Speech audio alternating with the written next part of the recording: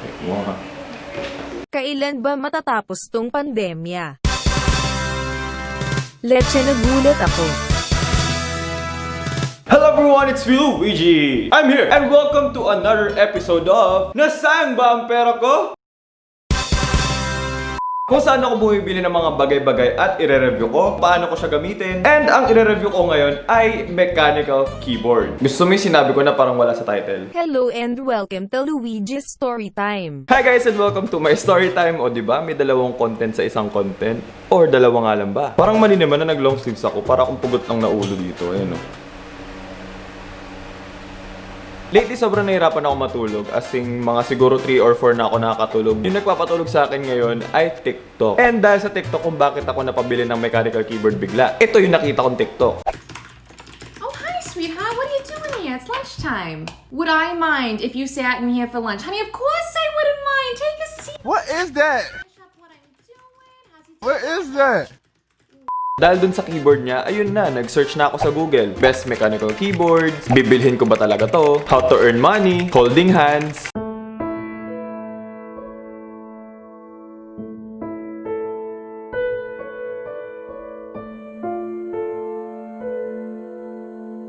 And then that's when I saw the KEYCHRON K6. Parang siyang love at first sight. Nung nakita ko yun, naghanap na kagad ako ng mga Facebook page ng mga reseller nitong KEYCHRON K6. And dahil dun may nakita akong Facebook page na Tech by Tricks, which by the way, hindi to sponsored in anyway. Pero Sir Tricks, baka naman, keycaps siya. Joke lang. Sobrang dali niya kausap, sobrang bilis niya mag-reply sa mga messages ko. Kaya thank you ulit. Kinabukasan nung nag-search ako, nakuha ko na kagad yung keyboard ko nung hapon. Binili ko tong keyboard ng paubos na pera ko. So wala impossible. Nabili ko yung keyboard for 4,800 plus shipping fee. Basically, yun lang yung kwento ko. So, back to studio.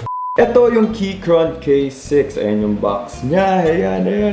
A sleek, compact, wireless, mechanical keyboard. Yung unit na nabili ko is swappable. RGB backlight siya, tapos aluminum, and then brown switch yung gamit ko. Ito yung likod niya and compact design. May 15 plus light effects tong keyboard na to. It is time na. This is the legendary line. Who know na kapag sinasabi ko to may consent. So let's open it like your legs. Wow! Meron tayong foam. Meron dito kasamang reminder card. Be gentle and please make sure align the switch and the socket properly. Make sure switch pins are straight before inserting switch in. Uy, inserting. Where's your mother? May kasama rin ditong user guide para may guide yung user. And meron ditong card para dun sa functions nung keyboard. Meron ditong keycap extractor para matanggal mo yung mga keycaps mo and then maglagay ka ng iba mong keycap. Tapos meron ditong ziplock bag na mga keycaps. Ayan, ito alam ko for Windows to eh. Hala, nasan yung keyboard? De, joke lang, wait lang, teka lang. Ayan yung keyboard, ganito mo siya matanggap. Tanggalin mo na natin. We're gonna make hubad this. Pakita ko na sa yung keyboard. Ang ganda ng keyboard na nabili ko. Ang saya ko talaga. Sobrang ganda niya sa mata ko, kagaya mo. Nahulog na, di ko na malaya.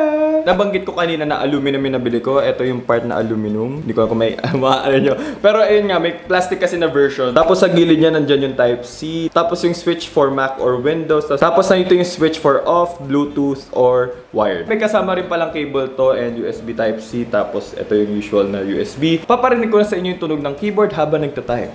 The sound of the keyboard.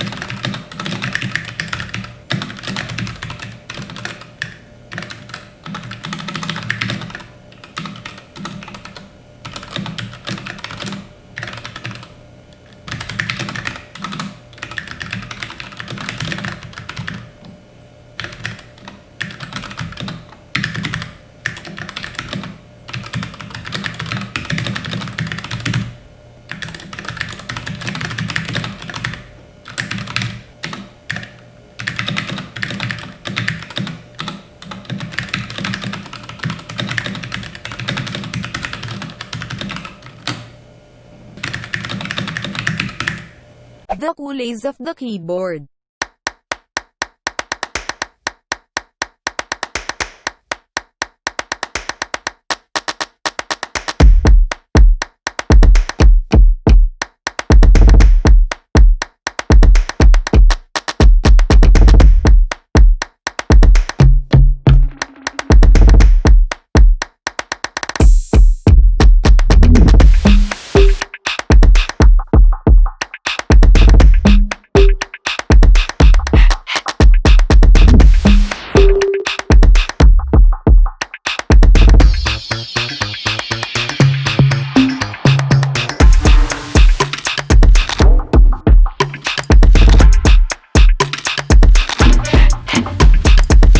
ngayon tanungin na natin mga sarili na sayang ba ang pera ko?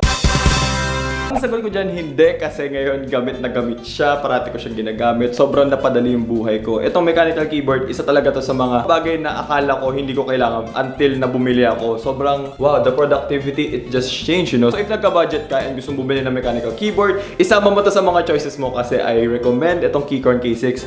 This is not sponsored in any way, pero baka naman KEYCHRON. So yun, sana na-enjoy itong video nito. If yung product kayong gusto nyong i-review ko, comment below. Sana happy ka parang ganito. Goodbye, thank you for watching. Bye-bye. What?